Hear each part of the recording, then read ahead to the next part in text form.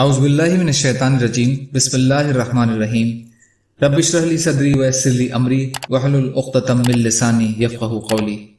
ریاض الصالحین دوسرا حصہ، شیطان اور کفار کی ایک روبطہ اختیار کرنے کی مناہی کا بیان۔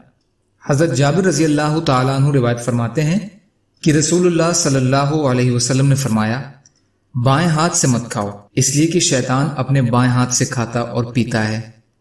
مسلم شریف۔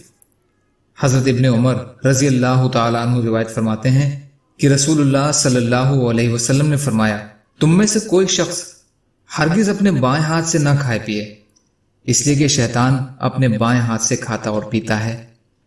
مسلم شریف۔ فائدہ، لیکن افسوس ہے کہ بہت سے مسلمان انگریزوں کی نقل میں بائیں ہاتھ سے کھاتے پیتے اور شیطان کو خوش کرتے ہیں۔ حضرت ابو ہریرہ رضی اللہ تعالی عنہ سے روایت ہے کہ نبی اکرم صلی اللہ علیہ وسلم نے فرمایا، یہودی اور عیسائی رنگتے نہیں ہیں، یعنی تم ان کی طرح مت کرو۔ بخاری اور مسلم۔ اس کا مطلب ہے داڑھی اور سر کے سفید بالوں کو زرد یا سرخ رنگ کے ساتھ رنگنا، البتہ ان کو سیاہ یعنی کالا کرنا منع ہے، جیسا کہ ہم آگے اس کو بیان کریں گے اگر اللہ نے چاہا۔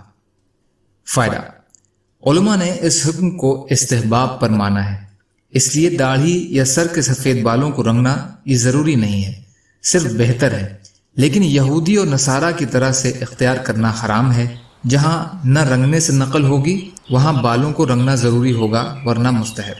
مرد اور عورت دونوں کو کالے خضاب سے اپنے بالوں کو رنگنا منع ہے۔ حضرت جابر رضی اللہ تعالیٰ عنہ روایت فرماتے ہیں کہ فتح مکہ والے دن ابو بکر صدیق رضی اللہ تعالیٰ عنہ کے باپ ابو قحافہ رضی اللہ تعالیٰ عنہ کو نبی اکرم صلی اللہ علیہ وسلم کی خدمت میں پیش کیا گیا، اور ان کا سر اور داڑھی سفیدی میں سغامہ بوٹی کی طرح تھے، تو رسول اللہ صلی اللہ علیہ وسلم نے فرمایا، ان کے سفید بالوں کو بدل دو اور ان کو سیاہ کرنے سے بچو۔ مسلم شریف۔ فائدہ، ابو قحافہ حضرت ابو بکر صدیق رضی اللہ تعالیٰ عنہ کے والد کا لقب ہے، ان کا نام عثمان بن عامر تھا۔ انہوں نے فتح مکہ والے دن اسلام قبول کر لیا۔ سغامہ پہاڑوں میں پیدا ہونے والی ایک بوٹی ہے جو بالکل سفید ہوتی ہے، ان کے بال بھی بالکل سفید تھے۔